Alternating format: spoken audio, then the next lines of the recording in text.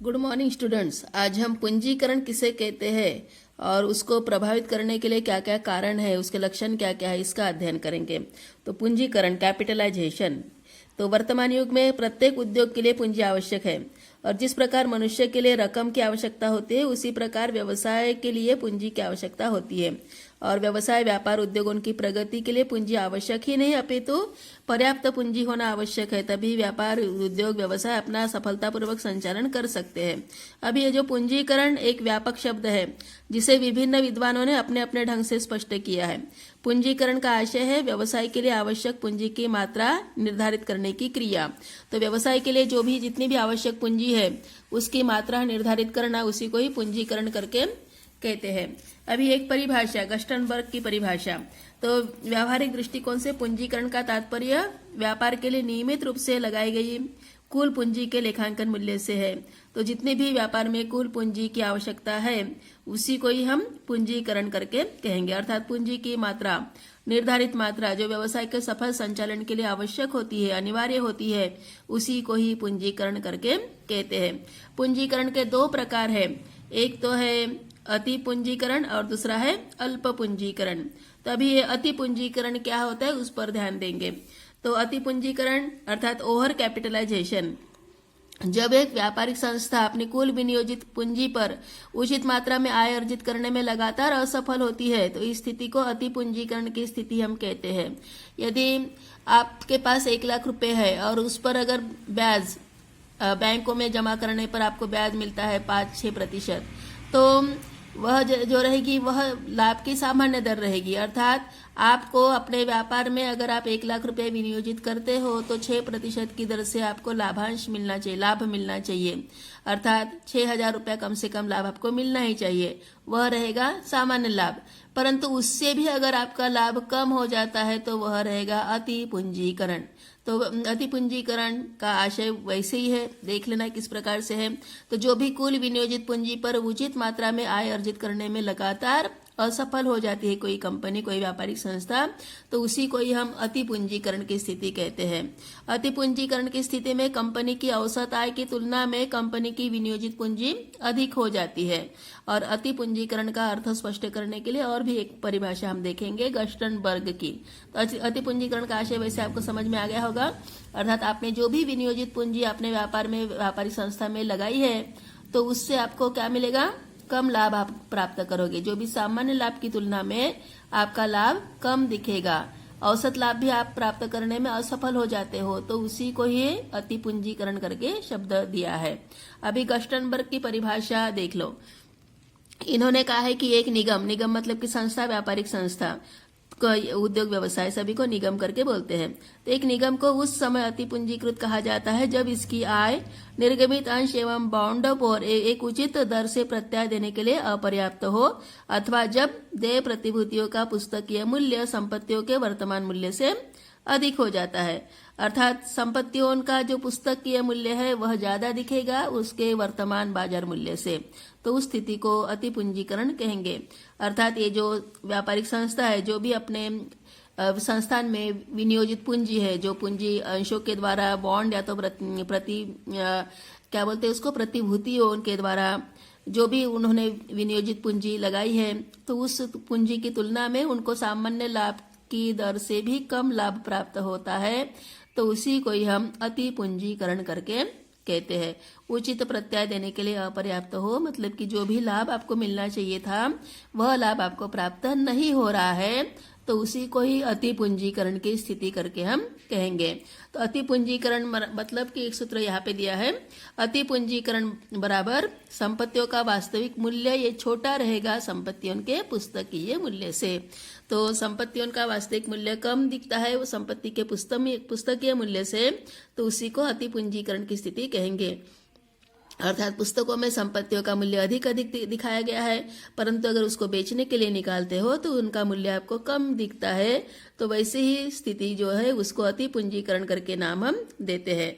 तो अति पूंजीकरण के बारे में अभी ये जो परिभाषा या तो आशय के आधार पे हम लोग कह सकते हैं कि अति पूंजीकरण की स्थिति में कंपनी की औसत आय इसमें विनियोजित पूंजी की तुलना में बहुत कम होती है।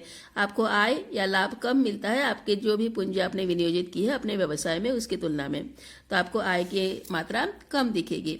उसके बाद अति पूंजीकरण की स्थिति किसी कंपनी में तब कही जाती है जब वह निरंतर उचित प्रत्यय अर्जित करने में असफल हो जाती है।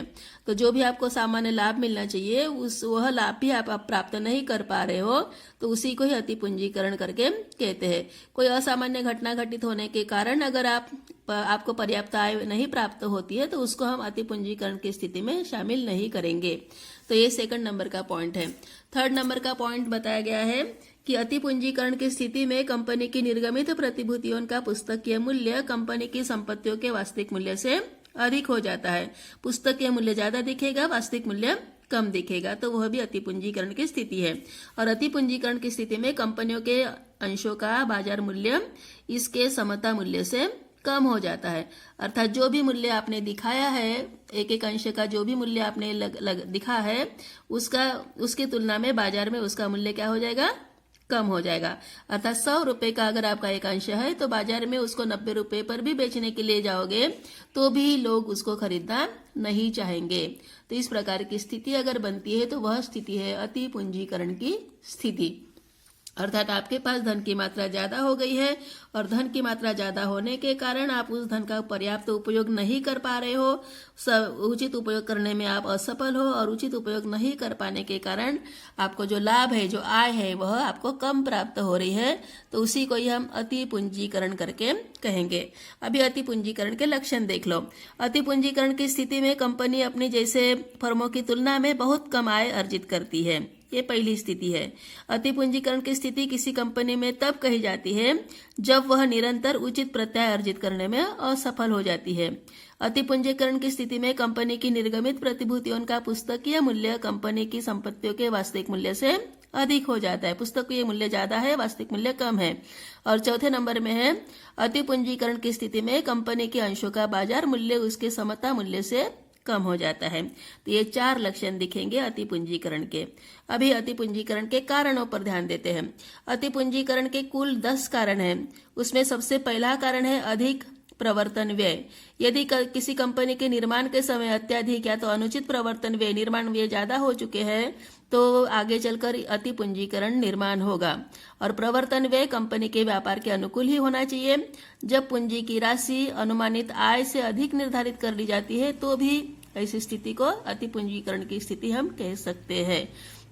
तो कंपनी के निर्माण में अधिक प्रवर्तन व्यय होना, निर्माण व्यय ज्यादा होना, साथ में आपने अधिक मात्रा में पूंजी एकत्रित कर लेना, तो अति पूंजीकरण की स्थिति निर्माण होगी। सेकंड नंबर है अधिक पूंजी का निर्गमन। जब किसी कंपनी में आवश्यकता से अधिक पूंजी का निर्गमन किया जाता है तब कंपनी के पास आवश्यकता से अधिक रकम एकत्रित हो जाती है और उसका लाभपूर्ण उपयोग न करने के कारण अति पूंजीकरण की स्थिति निर्मित हो जाती है। तो ये सेकंड नंबर का पॉइंट।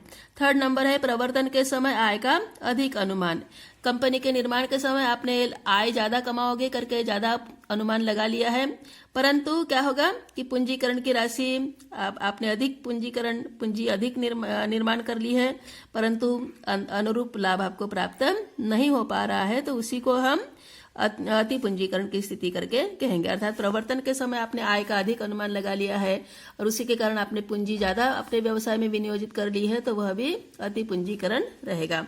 चौथे नंबर का पॉइंट है स्फीति काल में कंपनी का निर्माण। मुद्रास्फीति के काल में वह जो इन्फ्लुएंसी पीरियड में अगर आपने अपनी कंपनी का निर्माण किया है तो भी अति पूंजीकरण की स्थिति निर्माण होगी, क्योंकि स्फीति काल में सभी संपत्तियों को खरीदना महंगा होता है और इसी कारण से आपको कोई किसी भी संपत्तियां खरीदने में, उसको निर्माण करने में ज्यादा मूल्य लगा है और उस कारण से भी अति पूंजीकरण निर्माण हो चुका है। 5वें नंबर का पॉइंट है उदार लाभांश नीति। कुछ कंपनियों के प्रबंधक अपनी साख जमाने के लिए उदार लाभांश नीति अपनाते हैं और इस नीति के अंतर्गत ऊंची दरों से लाभांश घोषित करते हैं और उसी के कारण क्या होता है, ह्रास, अप्रचलन, नवीनीकरण आदि के लिए आप पर्याप्त व्यवस्था नहीं कर पाते और उससे कंपनी की आय अर्जन करने की क्षमता धीरे धीरे कम हो जाती है। तो ये इसी स्थिति को भी अति पूंजीकरण की स्थिति निर्माण हो जाती है। फिर 6वें नंबर पे है अधिक ब्याज पर ऋण। जब कंपनी अपनी वित्तीय आवश्यकताओं की पूर्ति के लिए ऋणों का सहारा लेती है और ऋण जो आपको प्राप्त होंगे उसमें आपको बड़ी मात्रा में अगर ब्याज चुकाना पड़ता है, तो वैसे भी क्या होता है, उससे भी अति पूंजीकरण की स्थिति निर्माण होगी, क्योंकि कंपनी उचित दर पर लाभांश का भुगतान उस समय करने में असमर्थ हो जाती है, क्योंकि ब्याज में उसको ज्यादा मात्रा में रकम चुकानी पड़ती है। और उसी कारण से भी अधिक ब्याज पर ऋण अगर आप लेते हो तो भी अति पूंजीकरण की स्थिति निर्माण होगी। तो ये 6वें नंबर का कारण है। 7वें नंबर पे दिया है सरकारी कर नीति। तो सरकार के द्वारा अपनाई जाने वाली कर नीति भी अनेक संस्थाओं में अति पूंजीकरण के लिए जिम्मेदार होती है।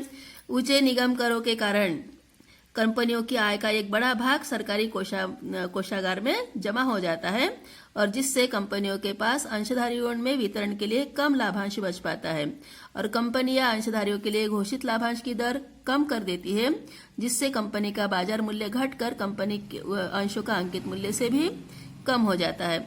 और ये भी सरकार की कर नीति भी आपको अति पूंजीकरण के लिए प्रभावी रहती है। फिर 8वें नंबर का पॉइंट है अपर्याप्त कोष। कंपनी की आय अर्जन क्षमता उसके पास उपलब्ध कोषों की मात्रा पर भी निर्भर होती है।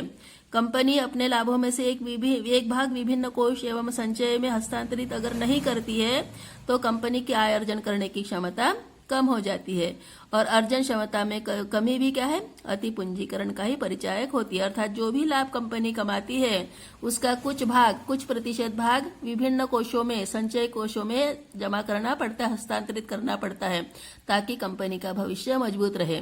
परंतु अगर कंपनी ऐसे अपर्याप्त कोष अगर उपलब्ध नहीं करवा पाती है तो भी अति पूंजीकरण की स्थिति निर्माण होती है। 90 नंबर का पॉइंट है दोषपूर्ण अवक्षय नीति। तो अनेक उद्योग पर्याप्त अवक्षय कोष की भी व्यवस्था नहीं करते हैं, ह्रास की व्यवस्था सही ढंग से नहीं करते हैं, और उसके कारण संपत्ति का जीवन काल समाप्त होने के पहले ही संपत्तियों की उत्पादन क्षमता कम होने से आय कम हो जाती है और संपत्तियों का वास्तविक मूल्य कम रहता है, और इन संपत्तियों की पुनर्स्थापना करना भी कठिन हो जाता है, और यह भी कारण है अति पूंजीकरण की स्थिति का। 10वें नंबर का पॉइंट है उचित कोष का अभाव। उद्योगों की आय अर्जित करने की क्षमता उद्योगों के पास उपलब्ध कोष पर भी निर्भर करती है, और कंपनी में उचित कोषों का होना आवश्यक है। जो कंपनी अपने लाभों का एक निश्चित भाग विभिन्न कोषों में, निधियों में, फंडों में हस्तांतरित करती है, सुरक्षित रखती है, तो उनकी आय अर्जन करने की क्षमता बढ़ जाती है।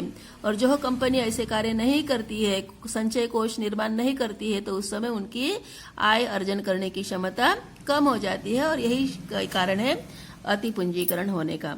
तो इस प्रकार से 10 कारण अति पूंजीकरण के दिए हैं। तो ये कारण आपको समझ में आ गए होंगे। इनका ठीक से और भी एक बार थोड़ा सा ध्यानपूर्वक अध्ययन कीजिए, और अति पूंजीकरण क्या है और ये निर्माण होने के क्या कारण है, अति पूंजीकरण में क्या क्या लक्षण दिखाई देते हैं, तो उस पर विशेष आपको अध्ययन करना आवश्यक है।